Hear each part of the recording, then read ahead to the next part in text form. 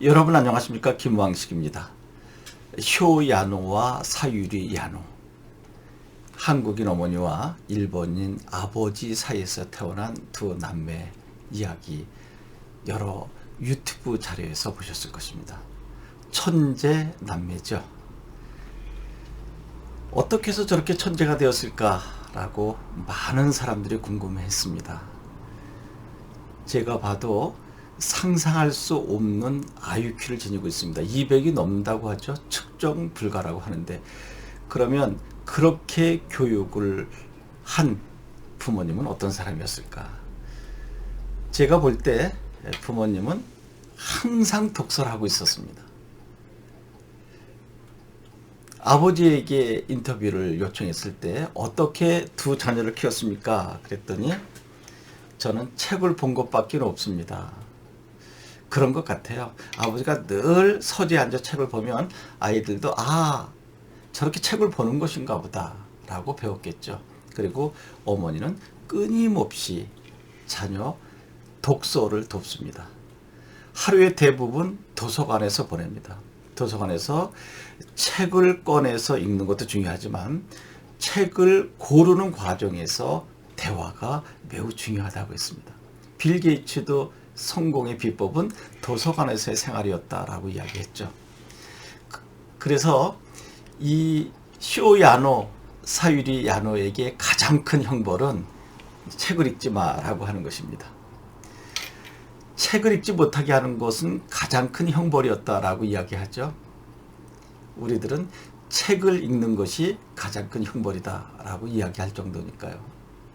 너 빨리 책 읽어, 독후감 써. 어렸을 때부터 귀가 달떡 들었죠. 그러니까 독서는 공포가 됐는데, 이 두 남매는 책을 읽지 마 그러면 이 아이들은 빈다 그럽니다. 엄마, 아빠 제발 책 좀 읽게 허락해 주세요. 그러면 책을 적당하게 읽으란 말이야 라고 했다고 하죠.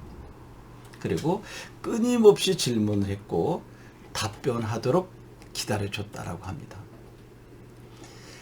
한국 교육의 가장 큰 문제가 무엇이냐라고 했을 때, 부모들이 내가 생각한 바를 자녀에게 주입했다라고 하는 것이 가장 큰 문제라고 하더군요. 그런데 이것이 한국만 그런 것이 아니라 중국과 일본, 동양 3국이 그러한 교육의 공통점을 지니고 있다고 합니다. 심지어 저 필리핀, 또 스리랑카, 인도 이런 데만 가도 자녀들이 독립적으로 설 수 있도록 돕는다고 합니다. 교육에 있어서는 한국이 좀 후진국이 아닌가라는 생각이 들 정도입니다. 그런데 과거 미국 오바마 대통령은 한국의 교육을 배워라라고 했는데 한국에 무슨 교육을 배워라라고 했는지 묻고 싶습니다. 주입식 교육인가요? 암기식 교육인가요? 단시간에 해결해낼 수 있는 교육을 이야기하나요? 그래서 제가 지난번에 진정한 교육자는 진정한 조각가와 같아야 된다라고 이야기한 적이 있습니다.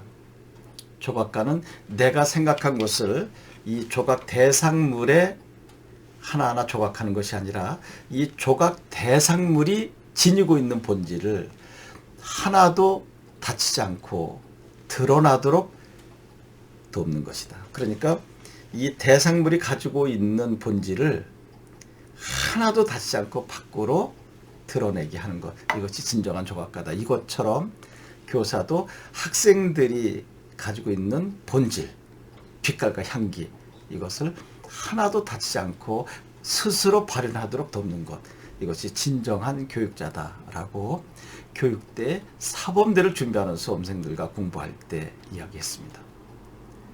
그리고 우리는 항상 유태인의 배고파 우는 아이에게 고기를 주지 말고 고기 잡는 방법을 알려줘라.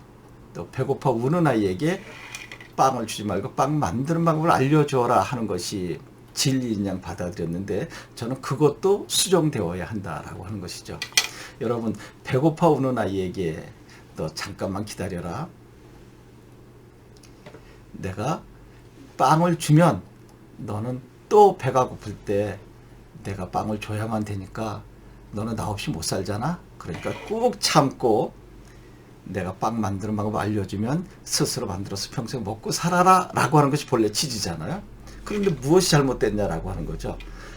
바로 제가 생각하는 교육은 기존에 진리인 양 받아들였던 그것을 섬세하게 살펴서 문제점을 찾아내서 여러분 나름대로의 방법을 제시하라.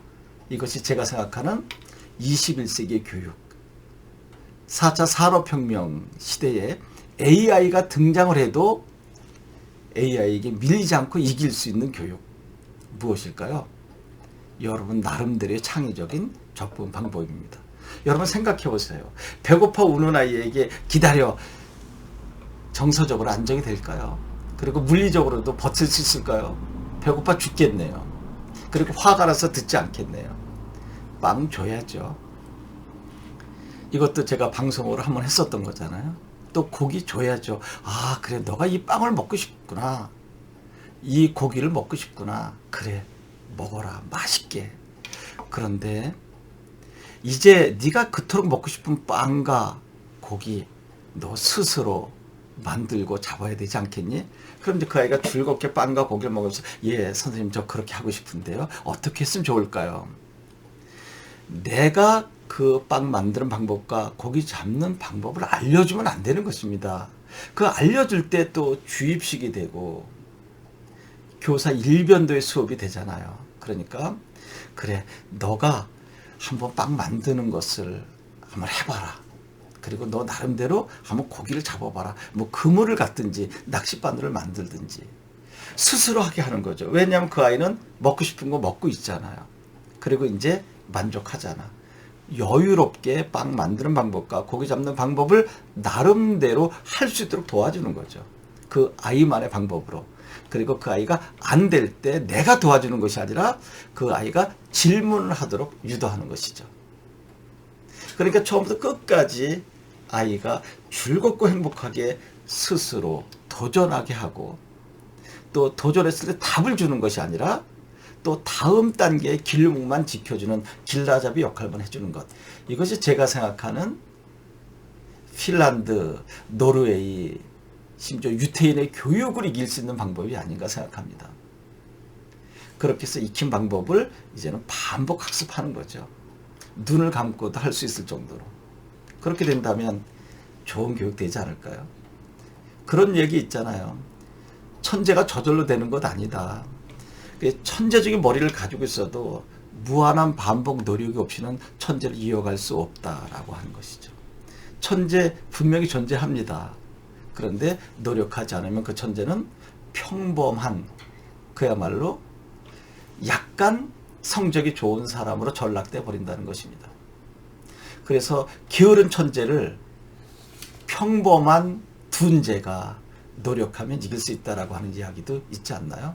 이렇게 해서 천재가 어떻게 만들어졌는지, 또 독서는 어떻게 해야 하는지, 그리고 학생 스스로 교육할 때 어떻게 도와야 되는지를 종합적으로 여러분들과 함께 생각해 봤습니다. 참 흥미롭게 시작이 됐네요. 너희들의 벌은 책을 읽지 못하게 하는 것이다. 예, 잘못했습니다. 잘할게. 책을 읽게 해주세요. 라고 싹싹 비는 것. 그것이 바로 쇼야노, 사유리, 야노 남매의 교육 방법이었다. 그리고 부모님은 늘 독서하는 모습을 보여줬고 학생이 스스로 공부할 수 있도록 질문을 유도해서 또 질문에 대한 답을 하는 것이 아니라 또 답도 스스로 할 수 있게 해주었다. 여러분 여기까지 해보겠습니다. 그리고 언제든지 궁금한 것이 있으면 저희 김원식 연구소와 함께 의논해 보죠.